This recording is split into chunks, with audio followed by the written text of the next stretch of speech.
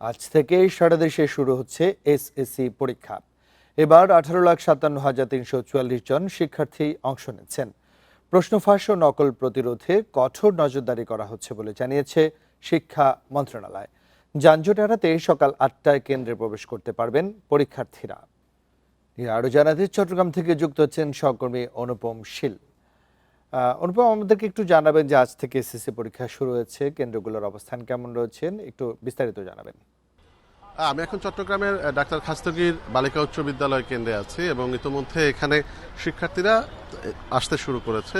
সকাল 10টা থেকে পরীক্ষা শুরু হচ্ছে। তবে প্রথম দিন হিসেবে আগে থেকে বলা হয়েছিল যাতে আধা ঘন্টা আগেই শিক্ষার্থীরা এখানে আসেন। তবে আমরা দেখছি যে প্রায় বেশিরভাগ শিক্ষার্থী প্রায় ঘন্টাখানেক আগেই, অর্থাৎ 9টার আগেই তারা এই পরীক্ষা কেন্দ্রে হাজির হয়েছেন এবং এখানে যে সমস্ত শিক্ষকরা আছেন তারা শিক্ষার্থীদের আজকে যেহেতু প্রথম দিন, তাদের কোথায় আসন বিন্যাস করা হয়েছে সেই অনুযায়ী তারা সহযোগিতা করছেন।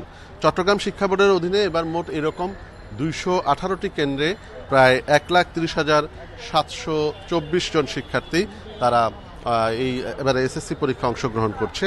এর মধ্যে ছাত্র আছে 56,351 এবং ছাত্রী সংখ্যা বেশি 74,373। মোট 1218টি প্রতিষ্ঠানের শিক্ষার্থী এবার এই এসএসসি পরীক্ষা অংশগ্রহণ করছে এবং সবচেয়ে বেশি সংখ্যক শিক্ষার্থী হচ্ছে কমার্সের অর্থাৎ ব্যবসায় শিক্ষা বিভাগের 51,750 জন, আর সবচেয়ে কম বিজ্ঞান বিভাগের 34,991 জন, আর মানবিক বিভাগে 43,000-এর কিছু বেশি বা 44,000-এর কাছাকাছি। আর জেলা হিসেবে চট্টগ্রামের শিক্ষা বোর্ডের অধীনে জেলা হিসেবে সবচেয়ে বেশি শিক্ষার্থী চট্টগ্রাম জেলাতে 92,338, আর সবচেয়ে কম বান্দরবান বিভাগ জেলাতে 3,974 জন। আরেকটি বিষয় এখানে উল্লেখ করার মতো যে এবারের শিক্ষাবর্ষে অর্থাৎ এসএসসি পরীক্ষার শিক্ষাবর্ষে যারা মূলত ক্লাস 9-এ রেজিস্ট্রেশন করেছিলেন সেই সংখ্যক শিক্ষার্থীর চেয়ে প্রায় 29,542 জন শিক্ষার্থী কম এবার এসএসসি পরীক্ষায় বসছেন। অর্থাৎ ঝরে পড়া শিক্ষার্থী যারা ক্লাস 9 থেকে এই যে এসএসসি পরীক্ষা পর্যন্ত আসতে, ঝরে পড়া শিক্ষার্থীর সংখ্যা প্রায় 30,000-এর কাছাকাছি। এটি একটি বড় আশঙ্কা হিসেবে দেখা দিয়েছে এবং আমরা শিক্ষকদের সাথে, শিক্ষাবিদদের, সংশ্লিষ্টদের সাথে কথা বলেছিলাম। তারা বলছেন যে আসলে বেশ কয়েকটি কারণে এবারের এই পরিস্থিতি তৈরি হয়েছে। প্রথমত চট্টগ্রামে এমনিতেই দারিদ্রতা, বাল্যবিবাহের একটি প্রভাব এই ধরনের ঝরে পড়ার ক্ষেত্রে পড়ে।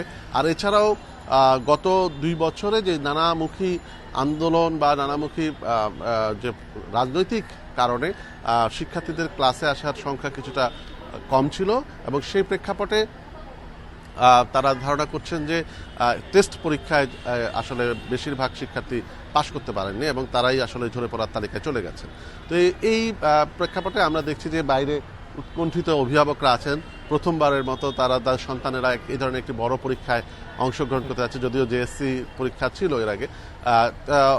সেই হিসেবে তারা দাবি করছেন যে যাতে একটি সুষ্ঠু সুন্দর পরিবেশে, শিক্ষার্থীদের জন্য উপযোগী পরিবেশে এবং বিশেষ করে প্রশ্ন ফাঁস মুক্ত পরিবেশে যাতে এবারে পরীক্ষাটি অনুষ্ঠিত হয় সেই দাবিটি তারা সরকারের কাছে করেছেন।